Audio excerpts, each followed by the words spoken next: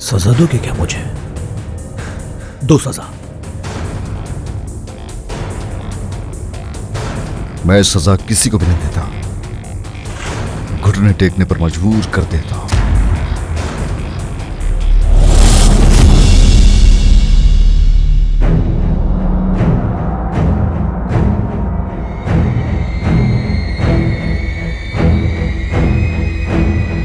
कहो क्या बात है? वो सिपाही जो गांव में गए थे अभी तक वहां से वापस नहीं आए। मेरी टीम में आ जाओ तुम।